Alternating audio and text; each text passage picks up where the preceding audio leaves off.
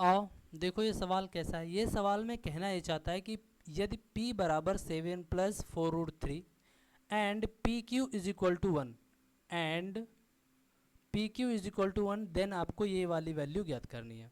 बात क्लियर है? आपको बात पता क्या है कि आपको एक बात पता नहीं है, वो बात पता ये नहीं है कि यहाँ पर p बराबर 7 प्लस 4√3 दिया हुआ है। क्या आपको इस तरीके से इसको लिख सकते हो? √49 प्लस √48 लिख सकते हो? बिल्कुल लिख सकते हो। तो p का मान एक्चुअल में ये लिखा हुआ है जहाँ पर आप अगर q का मान निकालेंगे यहाँ से, तो q जो है वो पी क्यू भाई बराबर 1 है, तो p नीचे चला आएगा, यानी p को हम वैल्यू को नीचे रखेंगे। और जब इसको हम सॉर्ट आउट करेंगे, मैंने कई बार बोला अगर इनका डिफरेंस कितने का हो, 1 का, तो हम वैल्यू को सेम रखकर बस उनका क्या कर देते हैं, वैल्यू मतलब सेम रखेंगे, बस चिन्ह बदल जाएगा अगर इन्वर्स में वैल्यू होती है। ये बात आपको अगर पता होती तो। बात क्लियर है? अच्छा अब एक बात बताओ, p और q को जोड़ो। p और q को अगर आप जोड़ेंगे तो क्या मिलेगा यहाँ से? ये दोनों ख़त्म हो जाएंगे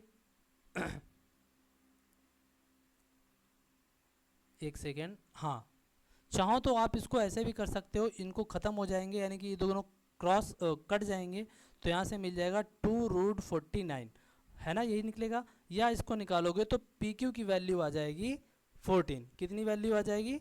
14, ठीक है ना। यहाँ पी प्लस क्यू का मान कितना आ जाएगा? 14। अब हमसे पूछा ये है, क्या पूछा है? 1/p² plus 1/q²। बात क्लियर है? चाहो तो आप क्या इसको ये नहीं लिख सकते हो, 1/p प्लस 1/q का होल स्क्वायर लिखोगे?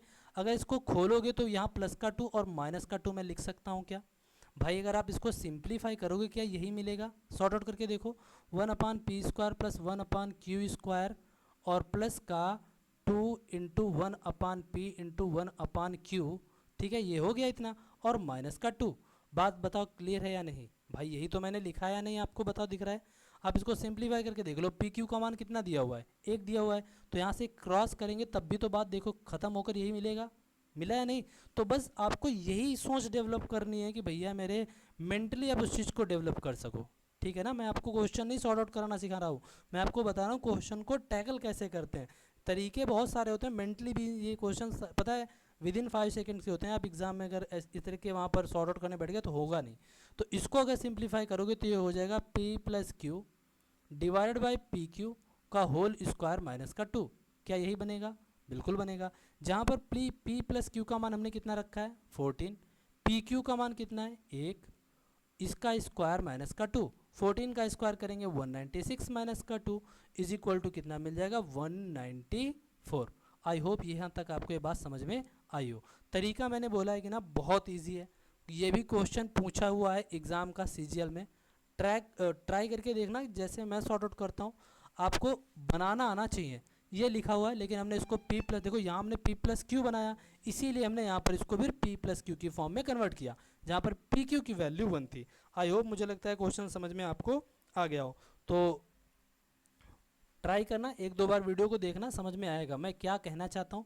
मैं कहना ये चाहता हूँ कि बस भैया आपको क्या करना है, सोच को थोड़ा एक्सटेंड करो। p प्लस क्यू का फॉर्मूला हमने बनाया था, आपको उसमें बनाया और इसको हमने p प्लस क्यू के फॉर्मूले में कन्वर्ट कर लिया। जो पूछा है हम वो नहीं निकालेंगे, उसको निकालने बैठे तो हो गया आपका काम और निकल गया एग्जाम। ठीक है, तब तक के लिए बाय एंड टेक केयर। आपको मिलते हैं अगली क्वेश्चन के साथ।